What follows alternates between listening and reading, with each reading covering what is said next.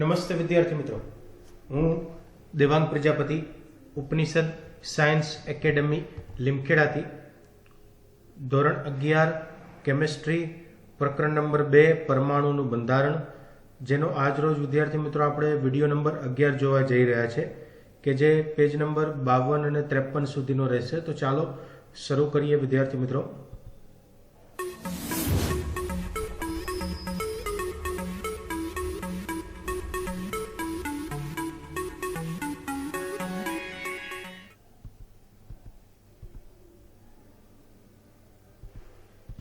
તો સૌ પ્રથમ વિદ્યાર્થી મિત્રો આપણે વિડીયોને શરૂ કરીએ તે પહેલાં ગયા વિડીયોમાં આપણે કયા મુદ્દાની ચર્ચા કરી હતી? બોહરના નમૂનાની નિષ્ફળતાના કારણો, ત્યારબાદ પરમાણુનો ક્વોન્ટમ યાંત્રિકીય નમૂનો, હાઇડ્રોજન પરમાણુ અને શ્રોડિંજર સમીકરણ તથા કક્ષકો અને ક્વોન્ટોમાર્ક, કે જેની અંદર ક્વોન્ટોમાર્કમાં મુખ્યત્વે આપણે મુખ્ય અને ગૌણ ક્વોન્ટોમાર્કની ચર્ચા કરી હતી એકદમ ડિટેલમાં.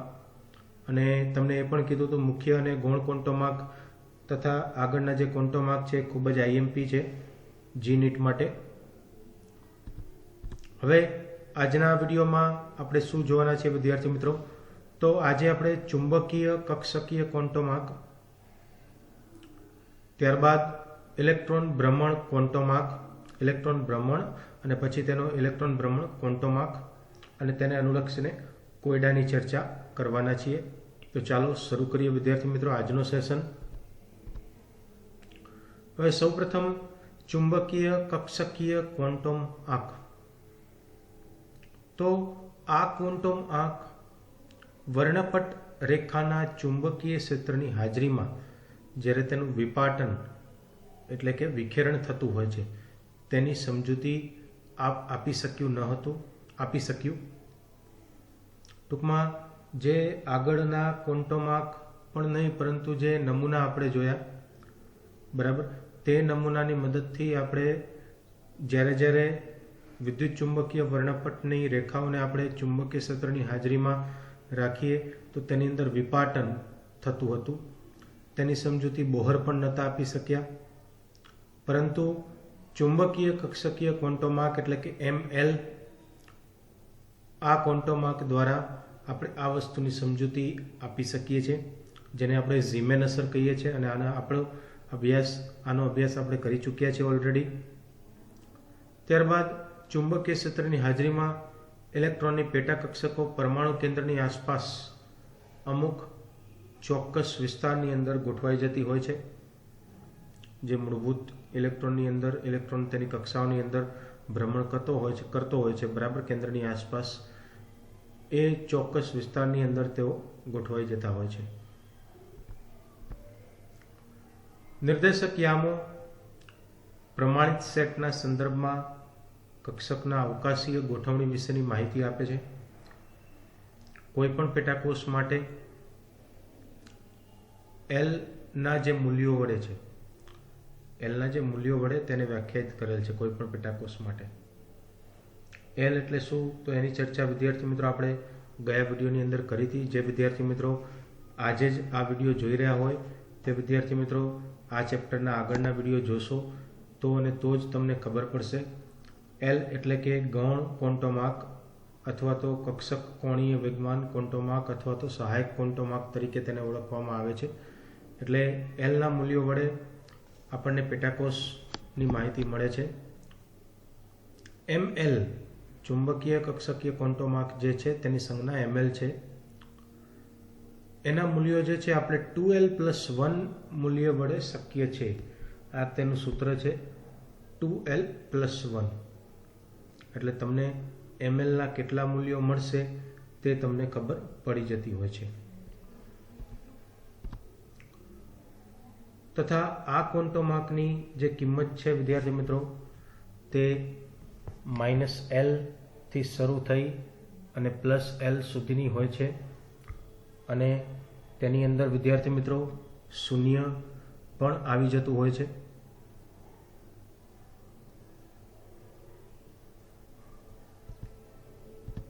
ત્યારબાદ તમને અહીં એક કોષ્ટક જોવા મળે છે કે જેની અંદર ચુંબકીય કક્ષકીય ક્વોન્ટોમાર્ક ML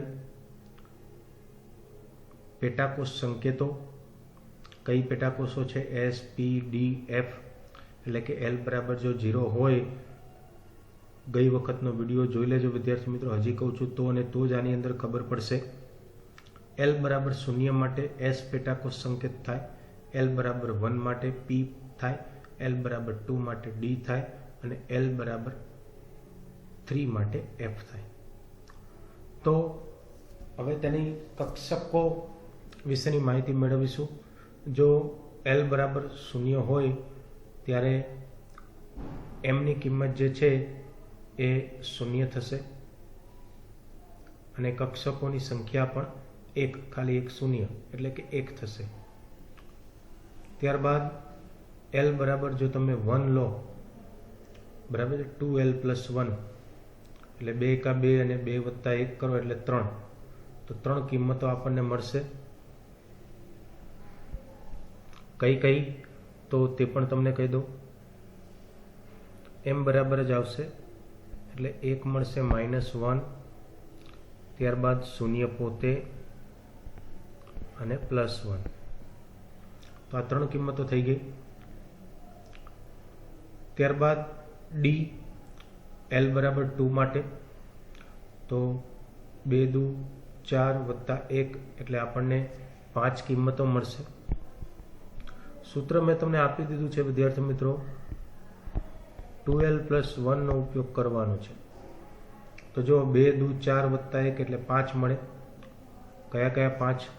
તો તમને સંખ્યા રેખા વિદ્યાર્થી મિત્રો યાદ હોય, લોઅર સ્ટાન્ડર્ડની અંદર તમે આવી સંખ્યા રેખા ભણી ગયા છો, જ્યાં મધ્યમાં 0 આવે, ત્યારબાદ જમણી બાજુ રાઇટ હેન્ડ સાઈડ બધું તમને ધનમાં મળે, અને લેફ્ટ હેન્ડ સાઈડ તમને બધું ઋણની અંદર મળતું હોય, અને વચ્ચે એક ટોપીવાળો છોકરો ઉપર ચાલતો હોય, એવા દ્રશ્યો તમારી ગણિતની ચોપડીમાં બતાવેલા છે.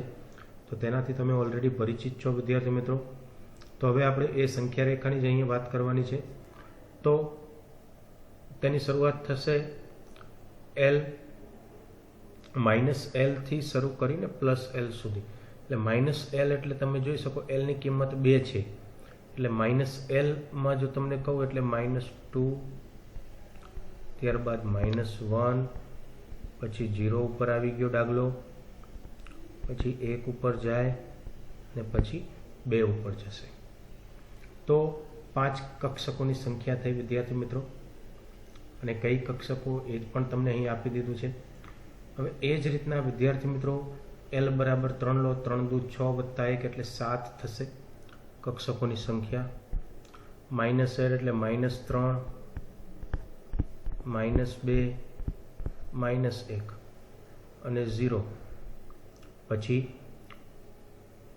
+1 માં, પછી +2 અને +3. એટલે ગણતરી કરી શકો છો, 3 ને 3 6 અને 1 7 કક્ષકો અહીં મળે છે આપણને. તમારી પાઠ્યપુસ્તકમાં એકદમ જટિલ રીતે આ વસ્તુની સમજૂતી આપેલી છે, અને એને મેં અહીં તમારી માટે કોષ્ટક સ્વરૂપે રજૂ કરેલું છે. તો ખૂબ જ ધ્યાનથી સમજજો વિદ્યાર્થી મિત્રો. હવે આગળ જઈએ છે. તો પેટા કક્ષકો તમને ખબર છે, પીની અંદર જે પી કક્ષક છે તેની અંદર 3 પેટા કક્ષકો આવેલી છે, px, py અને pz. હવે તેની અંદર આ પેટા કક્ષકો માટે m એટલે કે ચુંબકીય કક્ષકીય ક્વોન્ટમ આંક, તેની કિંમત આપણે px માટે હોય તો જ્યારે mની કિંમત m બરાબર 0 આવે, પછી y હોય ત્યારે m છે તેની કિંમત +1 હોય, અને z હોય તો m બરાબર -1 હોય. આ તેના અક્ષો ઉપરથી કિંમત છે વિદ્યાર્થી મિત્રો. પેટા કક્ષકોના જે નામ તમને અહીં x, y ને z આપવામાં આવેલા છે એ ત્રિપરિમાણની અંદર તેના અક્ષો ઉપરથી આપવામાં આવેલા છે. ત્યારબાદ પેટા કક્ષકોની જ આપણે માહિતી મળવાની છે. p ના જેમ જ એક બીજી પેટા કક્ષક છે d, કે જેની અંદર 5 પેટા કક્ષકો છે, dz², ત્યારબાદ dxz, પછી dyz, પછી dx² - y² અને dxy આવી 5 પેટા કક્ષકો છે. હવે તેના માટે આપણે કિંમત મેળવવી હોય તો એમની કિંમત તમને આગળ જે વાત કરી એ જ રીતના આપણે જવાનું છે. 0 + 1 xz માટે, yz માટે આવશે -1, ત્યારબાદ +2 x² - y² માટે અને dxy માટે -2. તો આ રીતના 5 જે પેટા કક્ષકો છે ડીની, તેની અંદર એમની કિંમતો તમને આ રીતના મળતી હોય છે. પછી આ કક્ષકો કે જેની ઉર્જા કેવી હોય છે? સમાન હોય. આગળ જે આપણે પેટા કક્ષકોની વાત કરી તેમની ઉર્જા સમાન હોય છે, તો તેઓને આપણે શું કહીએ છીએ? સમશક્તિક કક્ષકો. પછી તેના ઉદાહરણ આપણે જોઈએ વિદ્યાર્થી મિત્રો.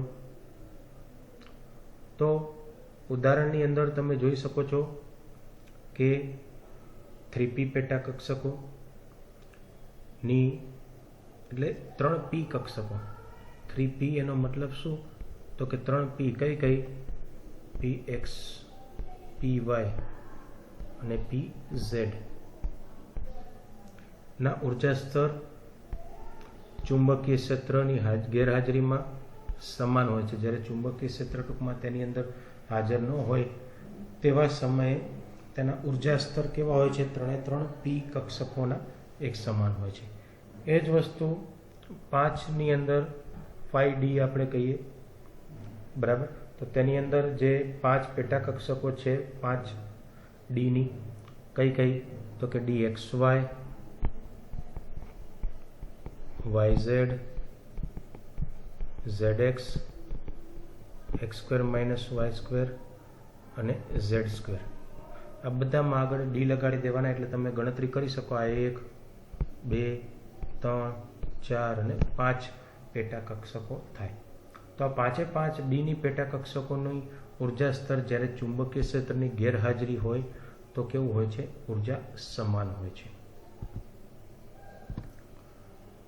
અહીં આપણે હાઇડ્રોજન પરમાણુ માટે ઉર્જા સ્તરનો ક્રમ આપીશું વિદ્યાર્થી મિત્રો. તો યાદ રાખવાનું છે 1s, ત્યારબાદ 2s,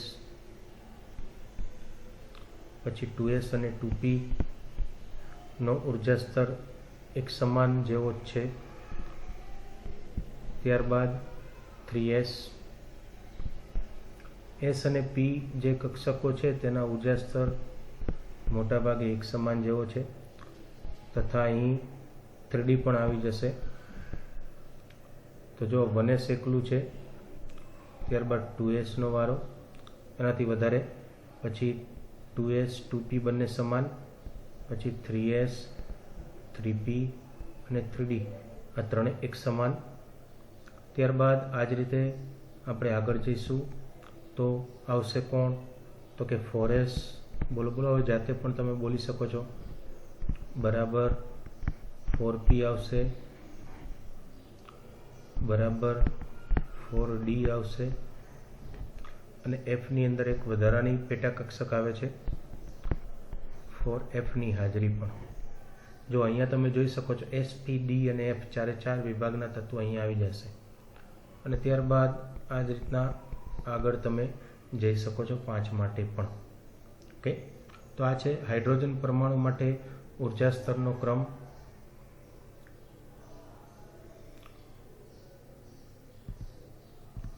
પછી કુલ એમની જે કિંમત છે ચુંબકીય કક્ષકીય ક્વોન્ટમ આંકની, એ આપેલ પેટાકોષમાં તમારે શોધવી હોય તો તેના માટેનું સૂત્ર છે આપણી પાસે 2l+1. આપણે આગળ વાત થઈ ગઈ.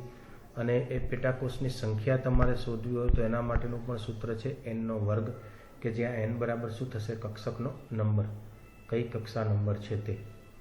ઓકે, હવે છે આપણી પાસે વિદ્યાર્થી મિત્રો ઇલેક્ટ્રોનનું ભ્રમણ. તો વાત કરીએ આપણે ઇલેક્ટ્રોનના ભ્રમણ વિશેની.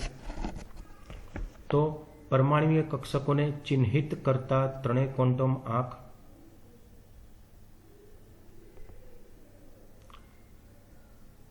કયા કયા? તો કે n, પછી l અને ત્રીજો ml. આ ત્રણેય ક્વોન્ટમ આંક જે છે તે ઉર્જા,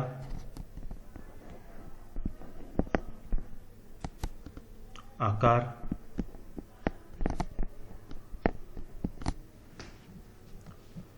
અને દિક વિન્યાસ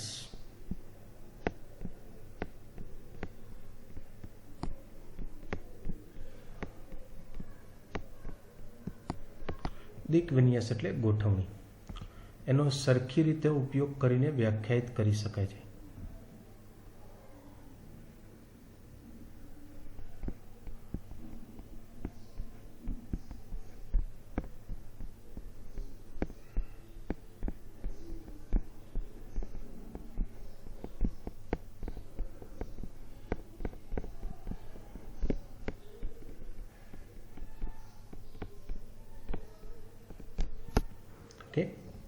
પરંતુ આ બધા જ ક્વોન્ટમ આંક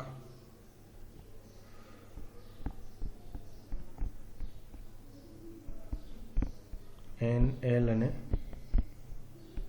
ml એક વધુ ઇલેક્ટ્રોન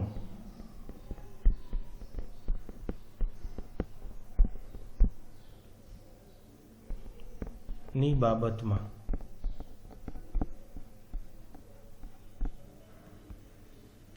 મેળવેલા રેખા વર્ણપટ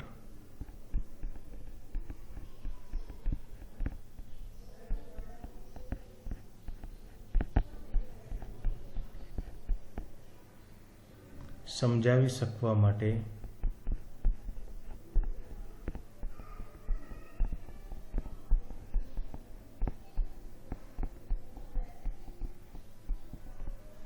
પૂરતા નથી ભાઈ. ઓકે, કારણ કે એમાં ક્યારેક ક્યારેક કેટલીક રેખાઓ જે છે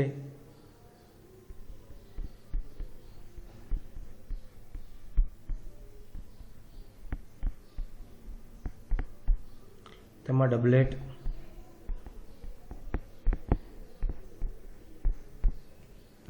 જે ખૂબ જ નજીક બે રેખાઓ હોય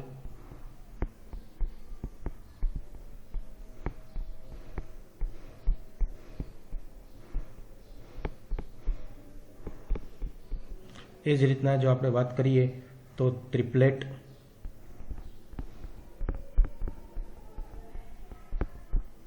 કે જે ખૂબ જ નજીક ત્રણ રેખાઓ હોય, આવી રેખાઓ આપણને મળતી હોય છે. આ સૂચવે છે કે આનો મિનિંગ શું થયો?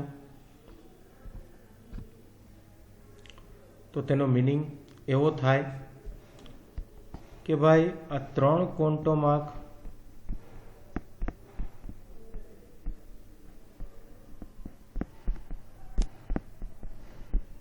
સિવાય પણ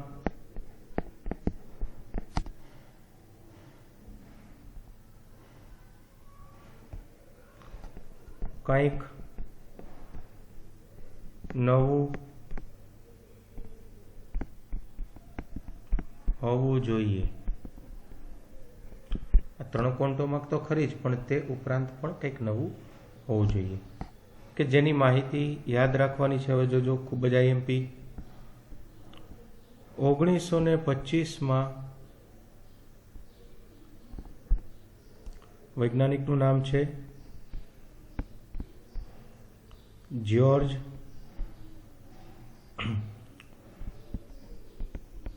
ઉહલેનબેક. જ્યોર્જ ઉહલેનબેક અને બીજા ભાઈ છે સેમ્યુઅલ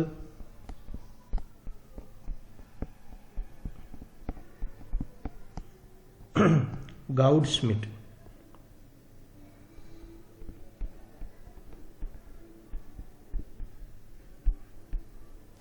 કે એ ચોથા ક્વોન્ટમ આંક જેનું નામ છે ઇલેક્ટ્રોન ભ્રમણ ક્વોન્ટમ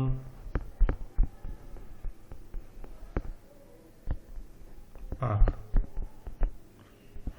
રચના કરી, એટલે કે લોકોને સમજૂતી આપી. ઇલેક્ટ્રોન ભ્રમણ ક્વોન્ટમ આંક તરીકે તેનું નામ કર્યું લોકોની સમક્ષ. અને તેની સંજ્ઞા શું થાય છે વિદ્યાર્થી મિત્રો? તો આ ક્વોન્ટમ આંકની સંજ્ઞા ms છે. ઓકે. પછી પૃથ્વી જેમ પોતાની ધરી પર સૂર્યની આજુબાજુ ભ્રમણ કરે છે, તેવી જ રીતે ઇલેક્ટ્રોન પોતાની ધરી પર ભ્રમણ કરે છે. જો બીજા શબ્દોમાં આપણે કહીએ તો ઇલેક્ટ્રોનને ભાર અને દળ ઉપરાંત કોઈ આંતરિક ભ્રમણ કોણીય ક્વોન્ટમ આંક હોવો જોઈએ. તેની અંદર ભ્રમણ કરતો કંઈક કોણીય ક્વોન્ટમ આંક હોવો જોઈએ. ઇલેક્ટ્રોનનું ભ્રમણ ક્વોન્ટમ આંક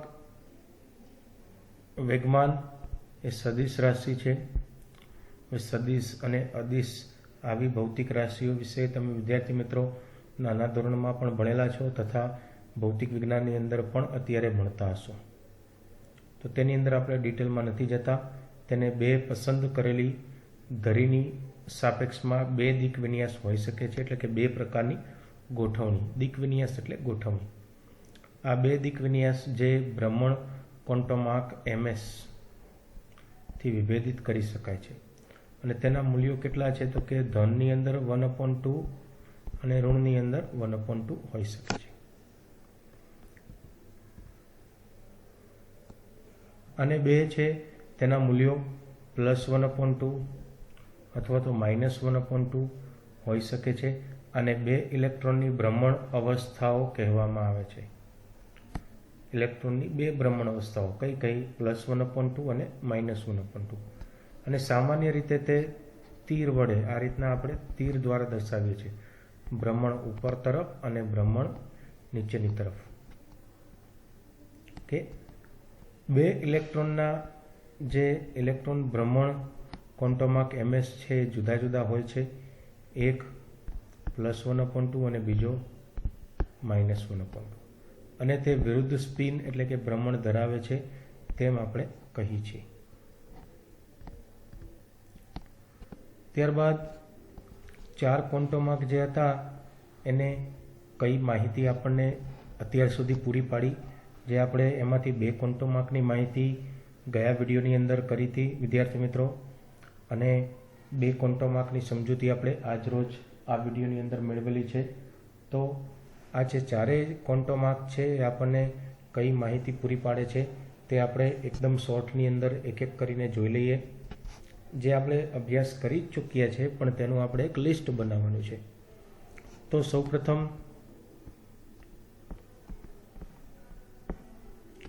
તો કે ભાઈ n કોષને વ્યાખ્યાયિત કરે છે.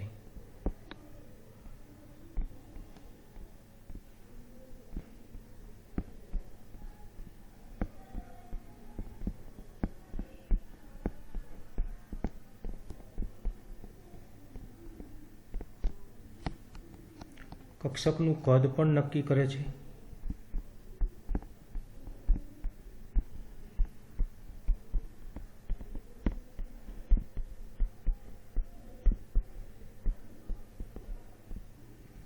અને મોટા ભાગે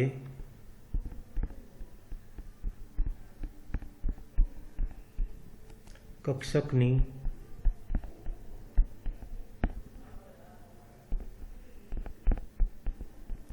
શક્તિ નક્કી કરે છે.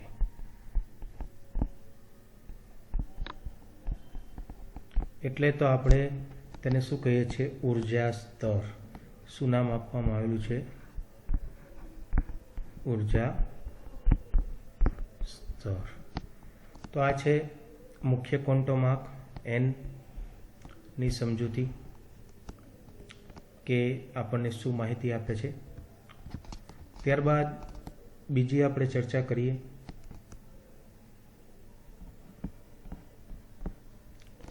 તો દરેક n કોષમાં પેટાકોષની સંખ્યા n હોય છે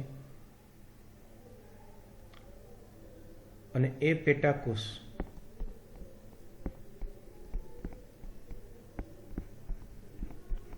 ની ઓળખ આપણને કોણ આપે છે? તો કે એલ. કોણ આપે છે? એલ. તેના ઉપરથી આપણને કક્ષકનો આકાર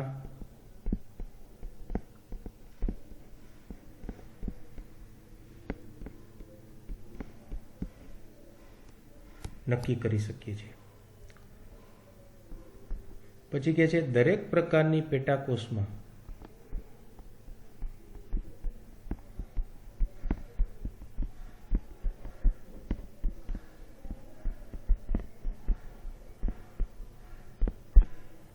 તેનું સૂત્ર આપણને ખબર છે વિદ્યાર્થી મિત્રો, 2l+1 પ્રકારની કક્ષકો હોય છે.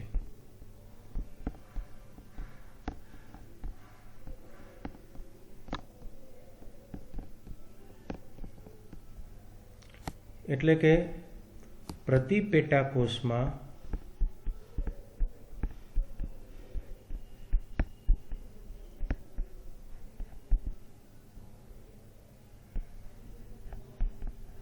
એક એસ કક્ષક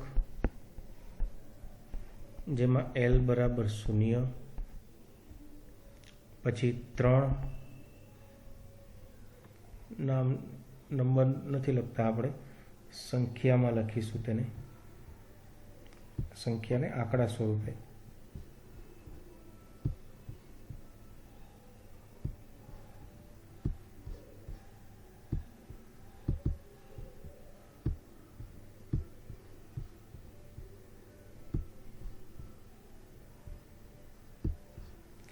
તો 3 આપણે વાત કરીએ છીએ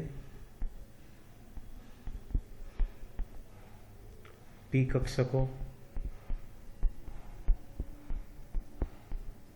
કે જેને એલ કિંમત કેટલી આવે? તો કે પી માટે 1. ત્યારબાદ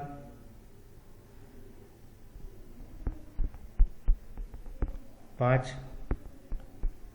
ડી કક્ષકો કે જેના માટે એલની કિંમત 2 આવશે. કે આની માહિતી આપણને મળે છે. હજી હું તમને કહી દઉં છું કે 7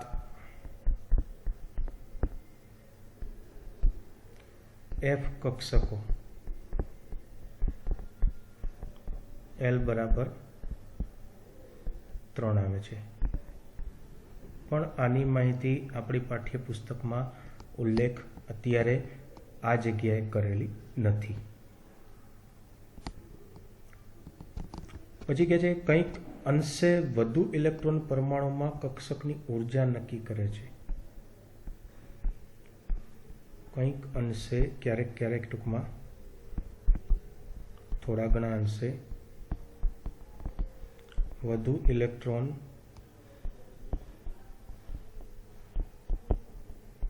પરમાણુમાં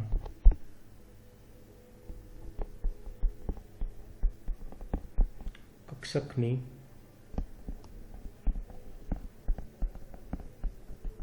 ઉર્જા નક્કી કરે છે. તો આ છે માહિતી નંબર 2 કે જે આપણને એલ એટલે કે સહાયક ક્વોન્ટમ આંક અથવા તો ગૌણ ક્વોન્ટમ આંકથી મળે છે. ત્યારબાદ ત્રીજી આપણે વાત કરીએ તો એમએલ જે આપણે આજે જ અભ્યાસ કર્યો છે, કક્ષકનો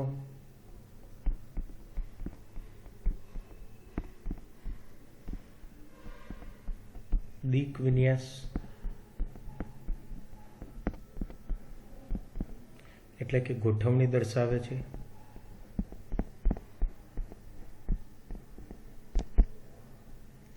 દરેક આપેલ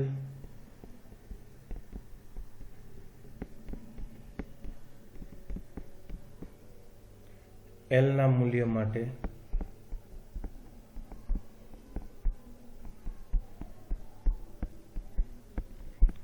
તેનું મૂલ્ય આપણે હમણાં જ નક્કી કર્યું કેટલું હોય 2l + 1 જેટલું હોય છે.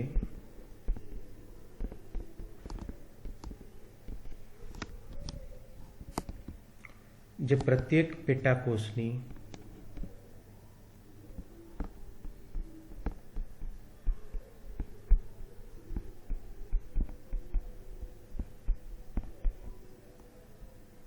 કક્ષકોની સંખ્યા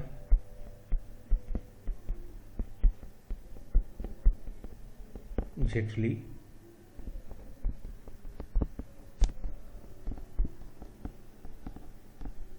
હોય છે. આનો અર્થ એમ થાય કે કક્ષકોની સંખ્યા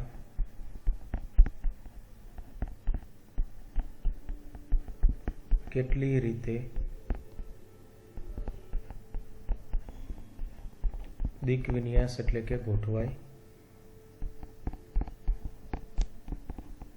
પામે છે તે સંખ્યા. ઓકે, તો આ છે ત્રીજી માહિતી કે જે આપણને ચુંબકીય કક્ષકીય ક્વોન્ટમ આંક દ્વારા મળેલી છે અને જેનો અભ્યાસ આપણે આજે જ કરેલો છે આ જ વિડીયોની અંદર. ત્યારબાદ ચોથી માહિતી જે આપણને હમણાં જ આપણે અભ્યાસ કર્યો MS કે જેનું નામ શું છે તો કે ઇલેક્ટ્રોન ભ્રમણ ક્વોન્ટમ આંક. તો તે આપણને શું માહિતી આપે છે તો કે ઇલેક્ટ્રોનના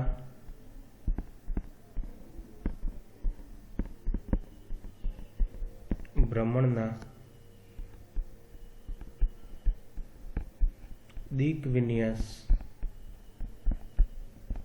નો સંદર્ભ આપે છે.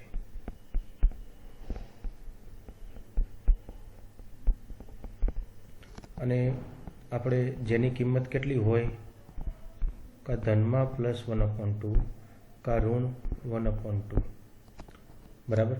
અને તેને આપણે તીર ઉપર અને તીર નીચે દ્વારા ભ્રમણ ઉપર તરફ અને ભ્રમણ નીચે તરફ દ્વારા દર્શાવવામાં આવે છે. તો આ છે 4 ક્વોન્ટમ આંક. આપણને કઈ કઈ માહિતી પૂરી પાડી તેની ચર્ચા વિદ્યાર્થી મિત્રો. ત્યારબાદ આપણી પાસે એક કોયડો છે તેની આપણે ચર્ચા કરીશું. તો પ્રશ્ન છે મુખ્ય ક્વોન્ટમ આંક n = 3 સાથે સંકળાયેલી કુલ કક્ષકોની સંખ્યા કેટલી હશે? તો અહીં આપણને એક માહિતી આપેલી છે n = 3. તેના માટે L જે છે એના શક્ય મૂલ્યો કયા કયા થાય તો કે n = 3 છે. Lના શક્ય મૂલ્યો આપણને કીધા છે 0, 1 અને 2. ઓકે, હવે એની અંદર એક જે છે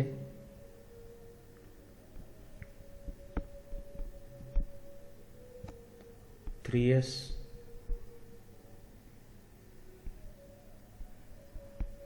એના માટે n = 3, L ની કિંમત 0 અને ml બરાબર પણ 0. પછી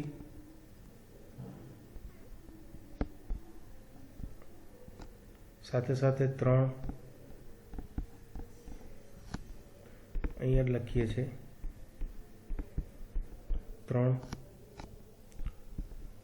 3p એના માટે n = 3, p છે એટલે L = 1 થશે અને ml ની કિંમત આપણે લઈએ તો -1, 0 અને +1. પછી 5 ડી કક્ષકો, તો તેના માટે n બરાબર તો 3 જ થશે, l બરાબર થશે 2 અને ml માં તમને યાદ જ છે, હમણાં જ આપણે જોયું પેલા ડાગલાવાળું સંખ્યા રેખા -2 -1 0 +1 અને +2 કે આટલા થશે.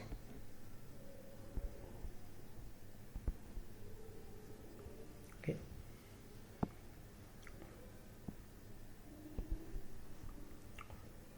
આમ કક્ષકોની કુલ સંખ્યા તમે ગણો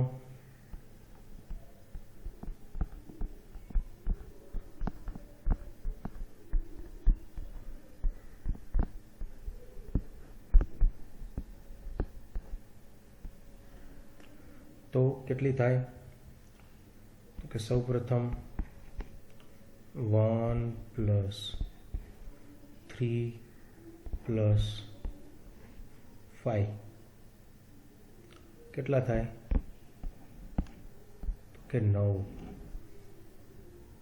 ઓકે, હવે આ જ મૂલ્ય વિદ્યાર્થી મિત્રો આપણે એક શોર્ટકટ દ્વારા મેળવી શકીએ છીએ. તો કે કક્ષકોની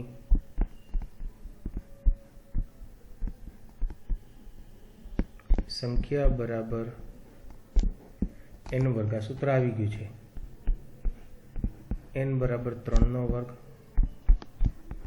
3 × 3 કરવાનું, કેટલું થાય? તો કે 9. તો આ રીતના પણ તમે દાખલો કરી શકો છો, પણ તમને દરેકની કિંમત ક્યાંથી કેવી રીતના આવી તે વસ્તુની માહિતી પણ હોવી જોઈએ. ત્યારબાદ બીજો પ્રશ્ન છે કોયડો. SPDF સંકેતોનો ઉપયોગ કરીને નીચેના ક્વોન્ટમ આંક દર્શાવતી કક્ષકોનું વર્ણન કરવાનું છે. એની અંદર a બરાબર આપણને n બરાબર 2 અને l બરાબર 1 આપેલું છે, b બરાબર n બરાબર 4 અને l બરાબર 0, c બરાબર n બરાબર 5 અને l બરાબર 3 અને d બરાબર n બરાબર 3 અને l બરાબર 2. તો તેને આપણે એક કોષ્ટક દ્વારા જ વર્ણન કરીશું કે આપણી પાસે અહીં 2 ક્વોન્ટમ આંક આપણને આપેલા છે. એક છે n, બીજો છે l, ત્રીજું જે આપણે શોધવાનું છે કક્ષક, તેનું વર્ણન કરીશું આપણે. ઓકે, તો એક એક કરીને જોઈએ. સૌ પ્રથમ a, એની અંદર n બરાબર 2 આપેલું છે અને l બરાબર 1 આપેલું છે. ઓકે, હવે l બરાબર 1 હોય તો તમને ખબર પડી જવી જોઈએ કે ભાઈ n બરાબર 2 એટલે મુખ્ય ક્વોન્ટમ આંક તમારો 2 છે, એટલે અહીંયા બગડો તો આવશે જ. અને l બરાબર 1 એટલે શું થાય? તો કે p. ઓકે, તો 2p આવશે કક્ષક. પછી b જોઈએ આપણે, તો b માં આપણને n બરાબર 4 આપેલું છે, તો અહીંયા પહેલાં 4 તો મૂકી જ દેવાના મિત્રો, જો શોર્ટકટ એકદમ. અને l બરાબર 0 આપેલું છે. હવે 0 હોય તો શું થાય? તો કે s. બરાબર, ચાલો આગળ જઈશું. ફરીથી આપણે લખી દઈએ છીએ n, l અને કક્ષક. c ત્રીજા નંબર ઉપર આપણે પહોંચેલા છીએ. તો c ની અંદર આપણને n બરાબર 5 આપેલું છે, તો અહીંયા 5 તો લખી જ નાખવાના. અને l બરાબર આપેલું છે આપણને 3, તો l બરાબર 3 હોય તો આ f આવે, એટલે 5f કક્ષક થાય. એ જ રીતના d, કે જેની અંદર આપણને n બરાબર 3 આપેલું છે, તો અહીંયા 3 લખી નાખવાના. અને l બરાબર 2 આપેલું છે, એટલે 2 હોય એટલે d.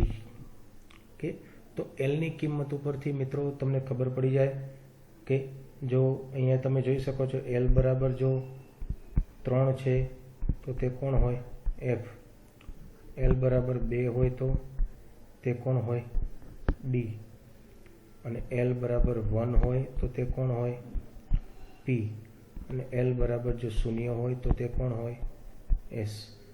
જો આટલી માહિતી તમે યાદ રાખી લો તો આવા કોઈ પણ જાતના પ્રશ્નો તમે જાતે સોલ્વ કરી શકો છો. તો આ છે આપનો આજનો સેશન વિદ્યાર્થી મિત્રો.